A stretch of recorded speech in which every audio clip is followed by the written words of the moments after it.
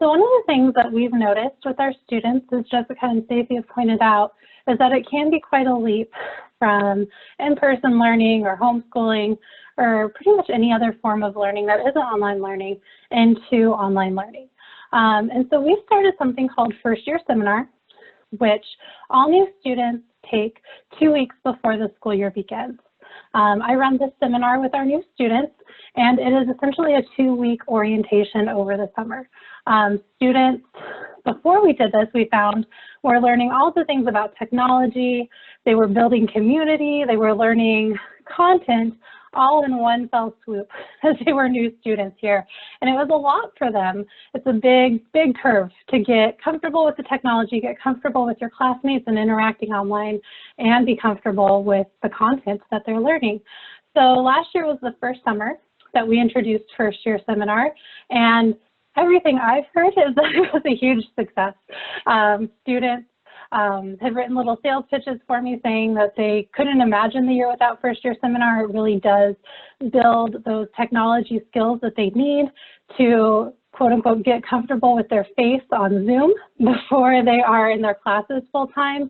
It gives them that space to be a little bit shy at first, or a little bit anxious even maybe. We've had students in that camp as well, and just kind of take it in without having the pressure of having a grade associated with that might end up on a report card or a transcript. It gives students the time to build community. We use breakout rooms even in First Year Seminar where they're going to use the different technology tools. They might do a presentation together on some of the handbook rules that we have at the school, and just kind of help them understand what the school is made up of. And so they get to learn not only how to do the things online, but also who each other is, who they're going to have in their classes. They start to build those friendships a lot sooner this way. And it's really, like I said, low stakes practice. They aren't getting a grade for this. I do have assignments that come through Blackboard, but that's just to check that they did it, to give some guidance on maybe you need to upload this as a PDF or a Word document. And so if they mess up, like fail forward, right? So they can get that done in First Year Seminar. And then by the time they're in class, they hopefully will have worked out a lot of those kinks so they can feel confident in the work that they're presenting and the things that they're learning, and know, oh my goodness, I submitted the wrong document in First Year Seminar. I won't do that now in my literature class because I don't want to have that happen. And so it's a really great time just for students to practice the social emotional learning skills that we've talked about. As Jessica was saying, it is embedded into everything that we're doing. And so it's a really great way for students to be able to do that. Another thing that we have started doing is looking at the difference between surviving in online learning and the difference between thriving in online learning. We have a few different things here that we have noticed are characteristics of both. I'm going to cover a few of them, not all of them, just for the sake of time. But if you have any questions about these, you can feel free to reach out to me. Stacey will share our email address at the end. And so we've noticed that students who survive, they're present, they show up, they might be on camera, they may have done their reading, but they probably aren't engaging very much in what they're doing. They may not be participating in the discussion or in getting to know one another even through online means. And so students who thrive are engaged. They're probably reaching out to their peers to make friends. They're talking during class or using the chat to talk during class. Students who survive tend, at least in our campus and our student population, to be rather perfectionistic and very oriented towards that perfectionism. Everything has to be done perfectly. I have to check off all my boxes. And students who thrive really embrace the process. There's no way anyone's going to be an expert on online learning their first day in online learning. It takes some time. And as I said in that First Year Seminar piece, it takes a little bit of failing forward. It takes a little bit, or a lot of it, of that growth mindset. So really being able to embrace that process is a marker of a student who thrives in online education. Jessica mentioned advocating.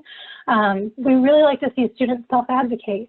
If a student's surviving, usually we're getting emails from the parent asking about assignments or grades or missing school. If a student is thriving, we're getting those messages directly from the student because they're comfortable and capable of talking to their teachers and using their voice to ask questions. Students also might be deadline focused and surviving. So if we say something is due on Friday, that might be when they do their work. A student who is thriving plans ahead. Maybe they chunk that assignment out and say, oh no, I have a paper due on Friday. I probably should write a page every day leading up to Friday, or give myself some time to edit, or whatever that might look like. Another example would be error-oriented in surviving. So everything that might be wrong, looking for problems, looking for mistakes. And in thriving, they're looking at the potential, they're thinking forward.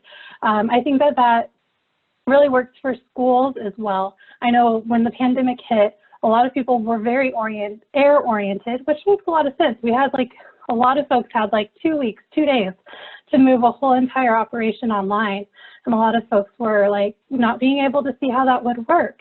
But the ones that were successful really embraced the potential and really worked hard to see, you know, maybe I can reach my students in a new way. And I think the same is true for our students, that when they move from everything's not right and what's happening here to how can we do things differently? How can I embrace this group work or this collaboration or this feeling of a little bit of anxiety of being on camera? How can I embrace those things and find the potential in them? It becomes a thriving situation.